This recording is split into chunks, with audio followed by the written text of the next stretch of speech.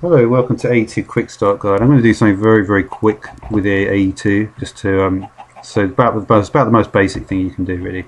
Um, so what I want to do is just imagine, for instance, that you've got a power source all sorted. So that's what I'm going to do. I'm going to give that kind of precondition here.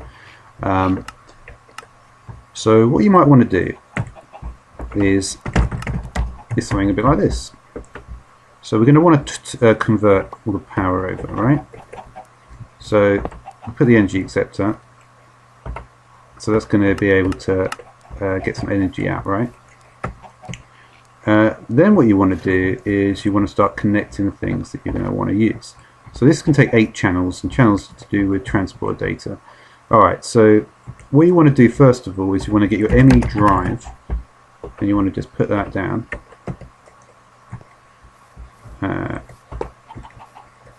Then you want to put a storage cell inside the ME drive.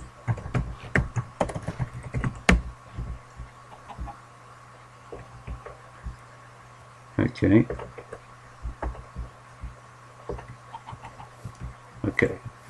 And you note that it's on because there's a green light there, but there's nothing on here because there are no channels being used. Alright, so now what you want to do is you want to put some of the something like this, and you need a crafting terminal, and oh, actually I already had that one, and you want the pattern terminal as well. Alright, so put the crafting terminal down. There's one line there, and the pattern terminal. Now I believe you possibly you can just use yeah. So anyway, that's it. So you can see I've used two lines here, and you can see we've got the crafting terminal and the pattern terminal. So for instance, if I've got some, let's have a look. I've got some glowstone. Can put it in here. Get that. Can put it in. Put in a load of that. Yeah. Okay.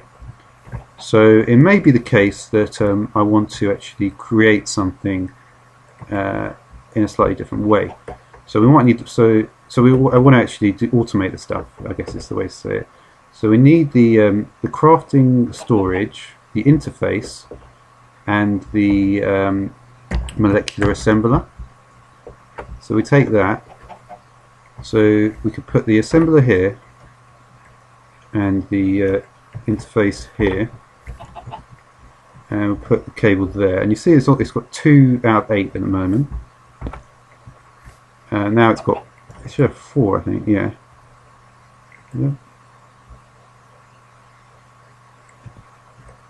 I think it went to 4. Alright, so basically what the interface is looking for is looking for patterns that we can use in the molecular assembly, which is going to actually craft the stuff. So what we need to do, right, is we need to make a pattern so it knows how to craft it. So the way to do that is you go to the pattern terminal and you sort of teach it. So you can see in this slot over here on the right hand side, there's basically 2 differences, crafting and processing. So what you want to do is you want to get a blank pattern, and you want to actually make it. So you go to the pattern terminal, you put in a blank pattern, and you basically say, you check that this is on crafting pattern, and when you do that, this is the recipe we want. So we click the arrow, and we've got the recipe. Then we put in the interface, the pattern, like that.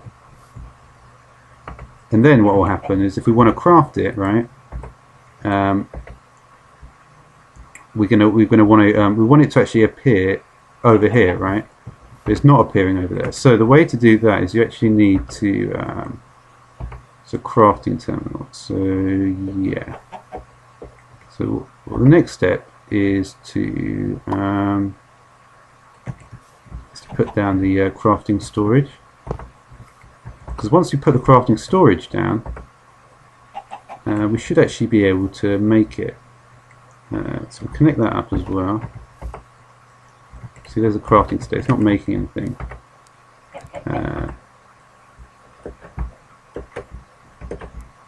So if we just take it out, you can see. I think actually it was like that before. I don't think I actually do need to do that. Sorry. Yeah, it's because there was actually stuff in there, so it wasn't actually asking for any more. So we can do craft, and we can do yeah, I can tell you 10 of them. It says missing glowstone, so we'll just put in a load of glowstone, right?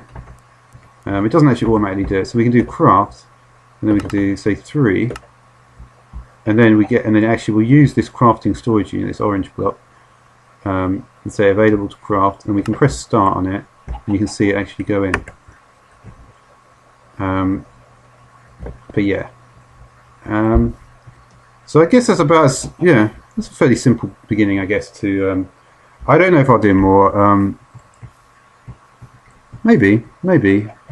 As you can see, the interesting thing about the difference between AE1 is you don't actually need the ME controller at all. Yeah, I mean, I think there would be. I think the ME controller is still used for outputs, just to get more complicated stuff. But yeah, so I guess that's about it for now. Thanks for watching.